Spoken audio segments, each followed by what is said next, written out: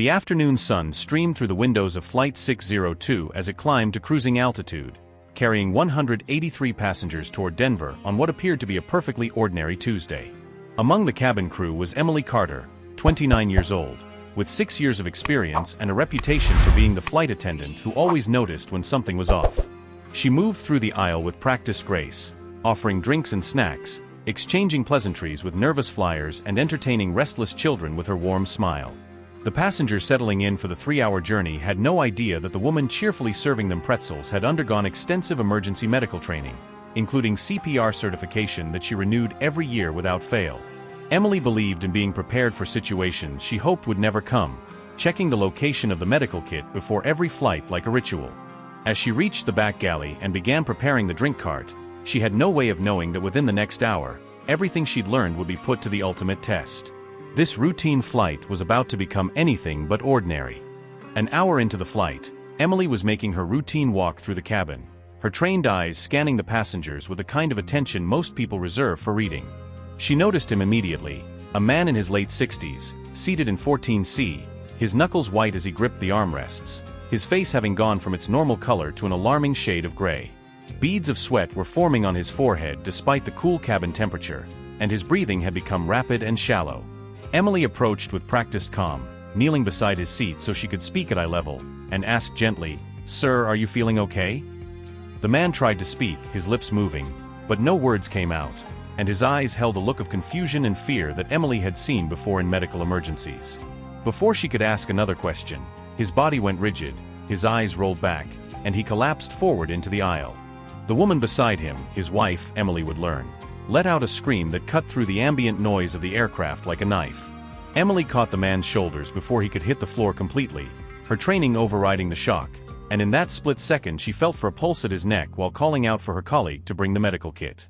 The pulse was there but weak and irregular, and the man's chest had stopped rising. He wasn't breathing on his own. The co-pilot's voice came through the intercom with controlled urgency. "Is there a doctor or medical professional on board?" Emily waited, hoping, praying that someone with more training would step forward, but the cabin remained silent except for the crying of the man's wife and the whispered concerns of nearby passengers. She was on her own. Emily's colleague arrived with the medical kit, and together they carefully lowered the man fully to the narrow aisle floor, Emily's mind racing through her CPR training as she positioned him flat. The wife was clutching Emily's arm, her voice breaking, "He has a heart condition, coronary artery disease. Please, you have to help him, please." Emily looked up at the faces surrounding her, saw the fear and the desperate hope, and felt the weight of what was happening settle on her shoulders like a physical thing. They were somewhere over the Rocky Mountains, the captain would later tell her, at least 22 minutes from the nearest suitable airport even if they began an emergency descent immediately. 22 minutes was an eternity when someone's heart had stopped, when their brain was being starved of oxygen with each passing second. Emily positioned her hands over the man's sternum, interlaced her fingers the way she'd practiced dozens of times on training dummies, and thought about how different this felt.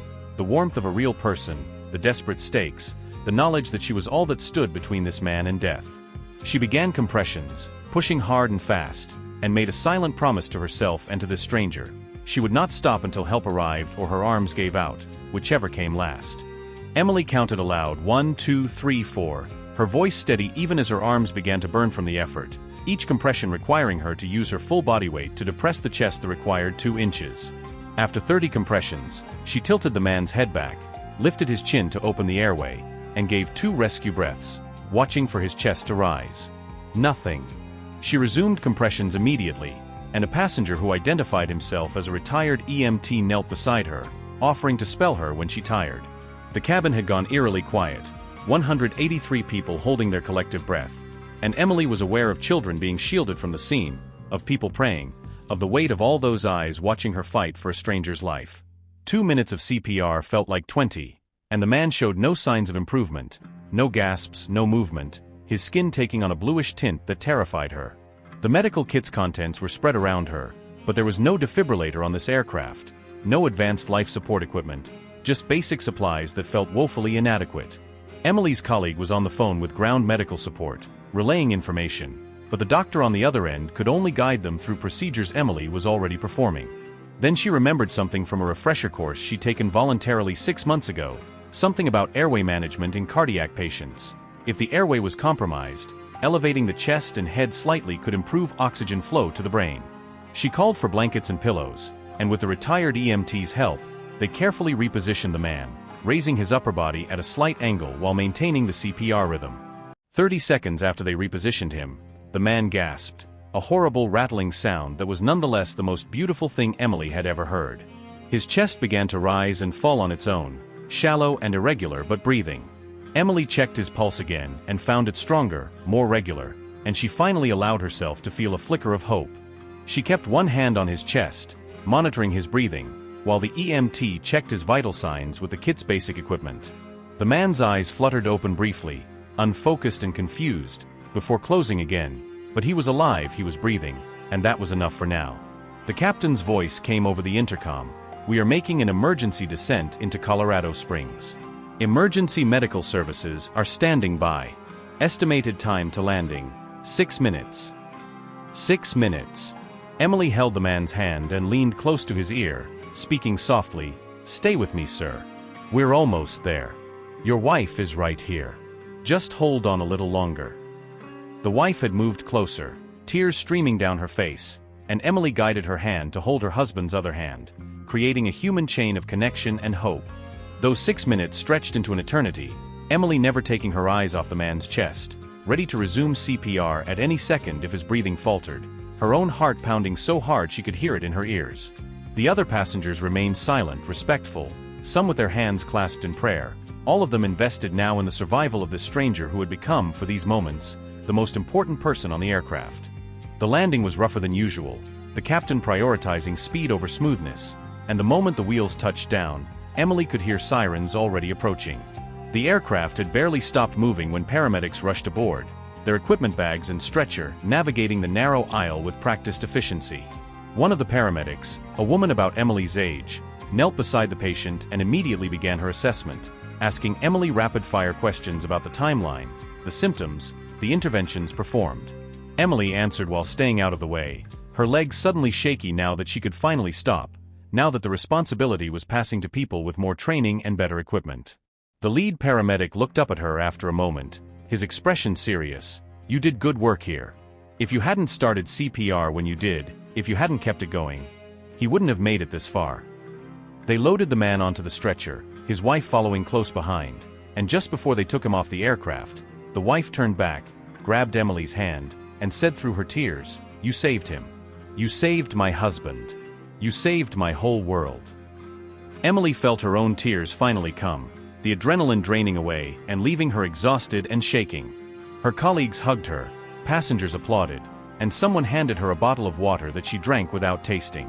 The whole ordeal had lasted less than 30 minutes, but it had felt like a lifetime during which Emily Carter, a flight attendant who had been trained to serve drinks and manage safety demonstrations, had become the only thing standing between a man and death, and had refused to let death win. 3 days later, Emily received a call from the hospital. The man, Robert Mitchell, she learned his name was, had undergone emergency surgery and was expected to make a full recovery. The cardiac specialist wanted to speak with her, and when Emily nervously took the phone, the doctor's words were ones she would never forget. "Ms. Carter, Mr. Mitchell suffered a complete cardiac arrest. Without immediate intervention, brain death occurs within 4 to 6 minutes. You kept him alive for 22 minutes until we could take over. Your CPR, your quick thinking with the positioning, you gave him the chance we needed to save him. You didn't just save his life, you saved the quality of that life." A week later, Robert and his wife came to the airport to meet Emily before her shift. Robert moved slowly, still recovering, but he was walking, talking, smiling. His wife carried a photo album filled with pictures of their grandchildren, their family, their life together, all the moments that would have ended if Emily had frozen, if she had waited for someone else to act, if she had doubted her training. Robert hugged her and said simply, "Thank you for giving me more time." Emily returned to flying the next week, and every time she did her pre-flight check, she touched the medical kit and thought about that day. She didn't consider herself a hero. Heroes were people who trained their whole lives for moments like that, not flight attendants who just happened to know CPR. But her airline disagreed, awarding her their highest honor for life-saving action, and her story was used in training programs to show that sometimes, the most important medical professional in an emergency isn't a doctor or a paramedic, it's whoever is willing to act when action is needed most.